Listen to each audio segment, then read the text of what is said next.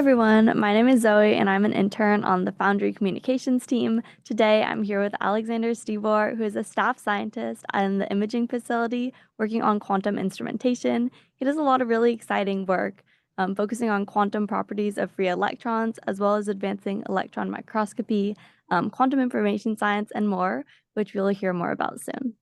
Alexander, can I have you introduce yourself and tell us a little bit about you? Sure. Thank you very much for the invitation to this interview. I'm Alexander Stibor. I recently started the position as the quantum instrumentation scientist at the Molecular Foundry at Lawrence Berkeley National Lab at the imaging facility. And our idea is to use the quantum features of electrons to improve electron microscopy and quantum instrumentation, like quantum communication or quantum imaging in electron microscopes. And so I'm leading two major user instruments.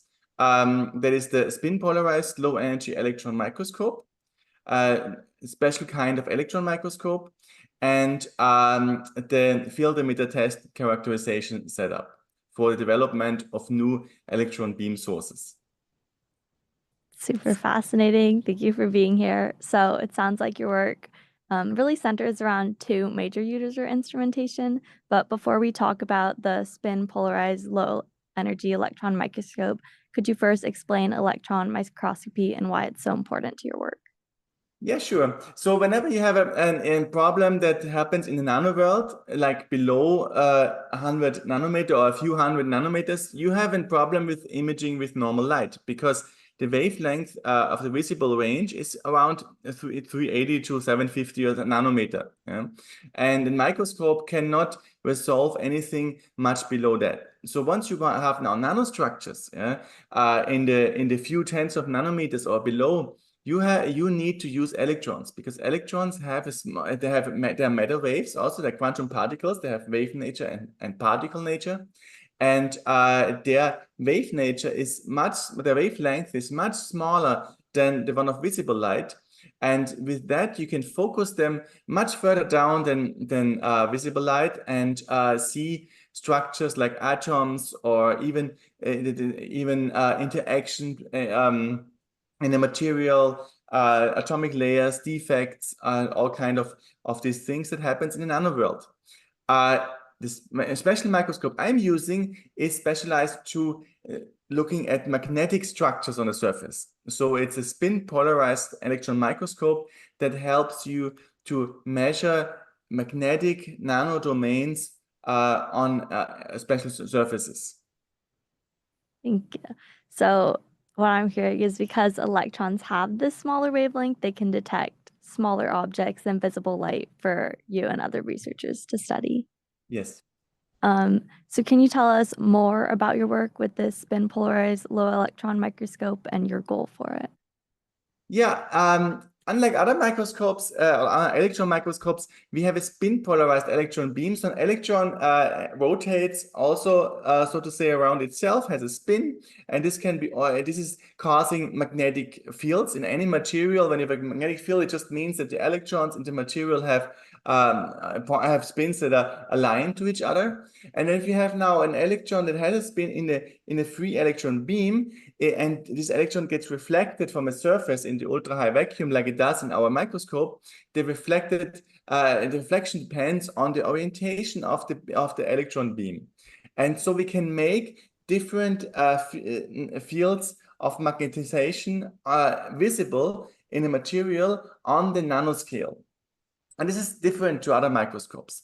We can therefore measure new magnetic structures for storage device, energy conversion, for new magnetic materials that have special surface properties like defects, but also for quantum information science.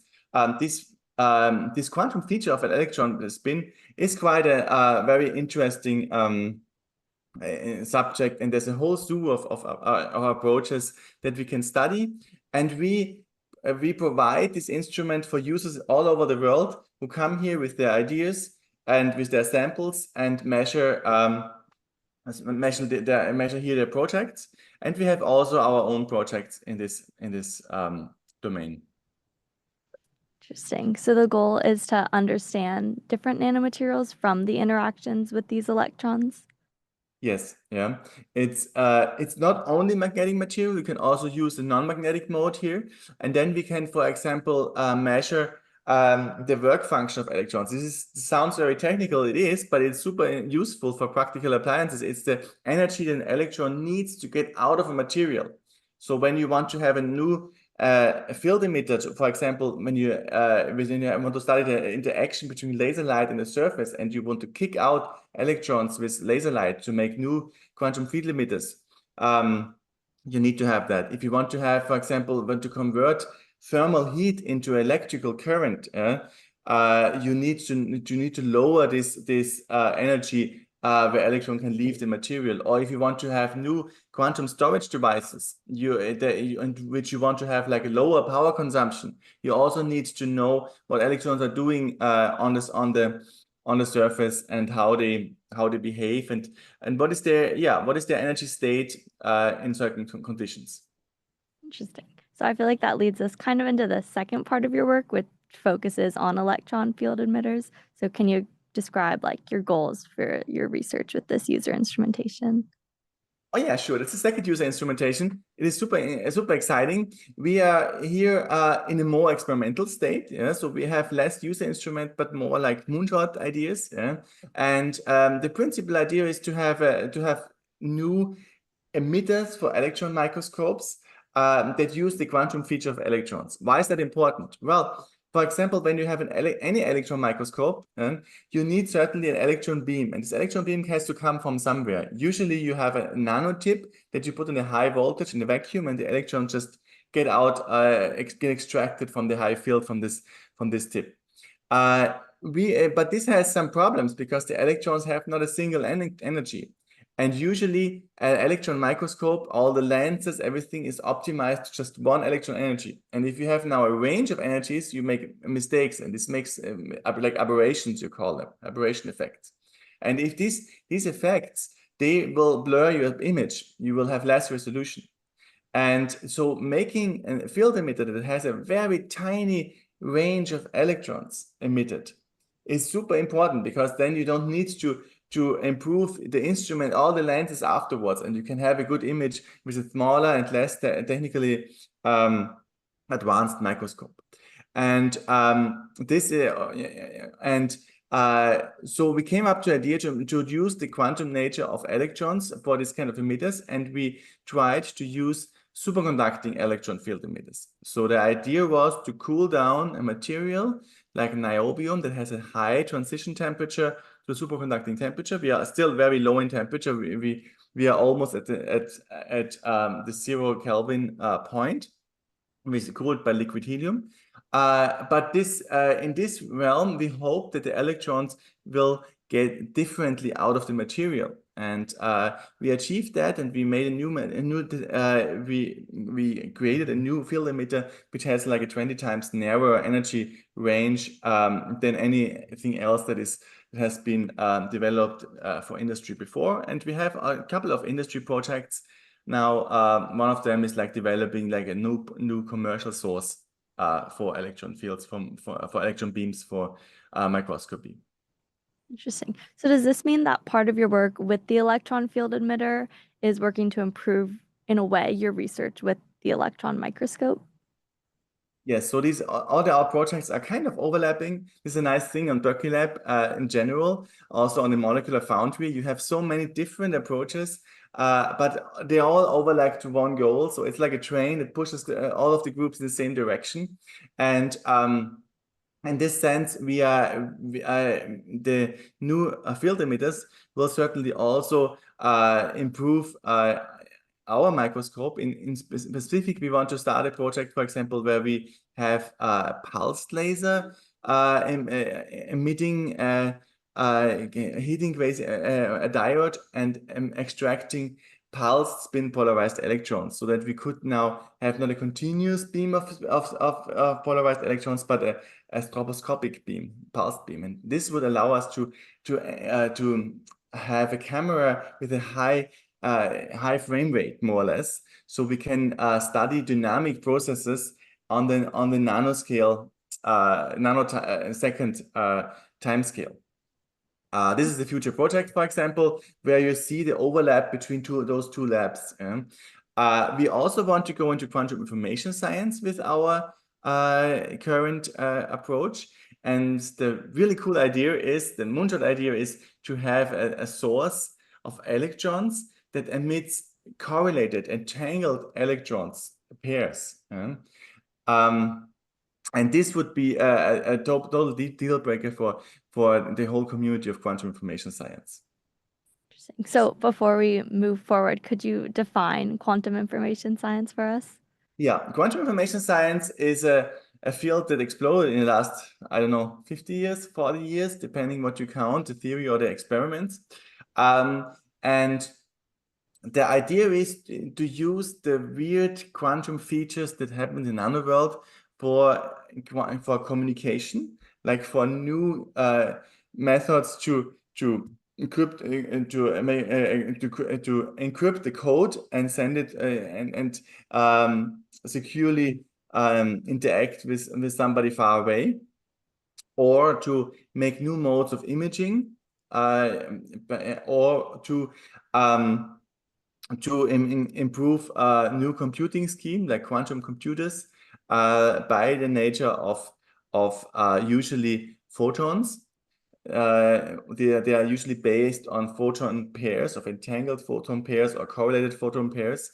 Our approach now is to use electrons in this community to improve a special kind of quantum information features, especially for microscopy, but also for quantum information science with electrons. Interesting. So now, what are these next big questions in your research that you've started to touch on? The next big thing you're really trying to accomplish with your work?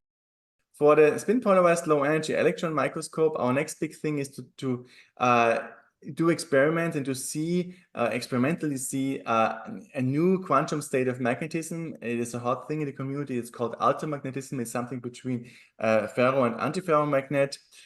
In the field emitter test setup, our goal is a more far-reaching goal. It's a more moonshot. It is to see and to create entangled electrons from a superconducting electron field emitter tip. Interesting. So could you tell me more about entangled electrons and why they're so interesting?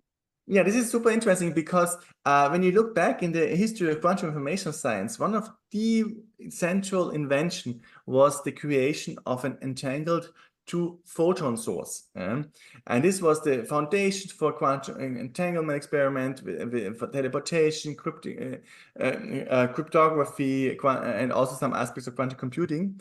And if we have such a source for electrons, that would be really a deal breaker in the whole field, because then you would have a source that emits two electrons with different polarization and different momentum, or opposite momentum and different polarization. They go in two different directions, and even if they are far apart, they have to be considered like one particle. Like with entangled photons, where you could send them light years away in principle, and when you measure the photon, one photon on one side, automatically the other photon on the other side is determined in the state. It's also measured, so to say. And this has outreaching non-local consequences for example, transmitting a code or doing this teleportation or doing quantum imaging. And these experiments would be great to have with electrons. Interesting. And could you describe quantum imaging and how that is with entangled photons?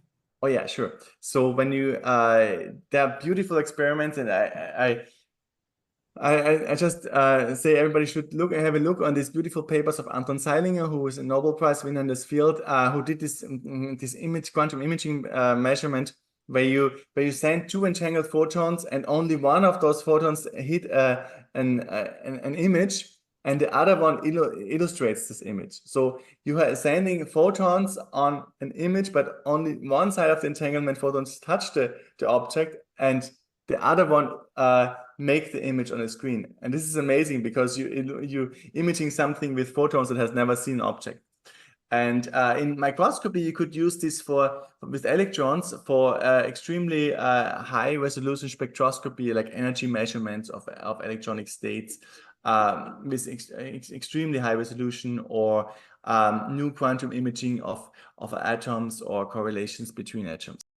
So that kind of leads me to my last question that I have for you, which is what makes you so excited about your research and moving forward in this field? I mean, you see, I'm excited by telling you everything. Yeah. I mean, it is a cool job, I have to say. Yeah. You are like, it's a very lively job. Every day is different, and you don't know in the morning what's happening today. Yeah. Because you're like meeting an interesting person in a meeting and getting new ideas, or you're going to conference, or you're working in the lab and you're seeing something new, which happens not so often. Mostly you work in a lab and something breaks and you have to repair it, and you have to look into all these technical details, or you have to write a code, or you have to present your work, you have to write papers. So it's a really every day is different. You have one broad idea, which turns out in the future, maybe if you're lucky, but usually you have only a direction, and then you make your path through, and you develop different things. You see different things that you would have not thought of, and when you started this path. And it is super interesting to see in general the beauty and the symmetry of quantum nature on the nanoscale. I think it's so sad. A lot of people, they don't know this. They don't see like really having atoms arranged somewhere, or having magnetic domains and all this symmetry on this length scale is so beautiful in nature. And this also fascinates me, certainly. Thank you. Yeah, it's really exciting to just hear you talk about your work and see how passionate you are about it. So, thank you so much for taking the time to talk with me today and telling all of us about your research. Yeah, it's been really fascinating. I've learned a lot, and I hope to hear more about your breakthroughs in the future, maybe even entangled electrons. We'll see. And thank you all for listening. I hope you found this as fascinating as I did. And make sure to check out the Foundry Fireside website to hear more about cutting edge work from our staff scientists and postdocs. Thank you so much for the invitation. Thank you so much.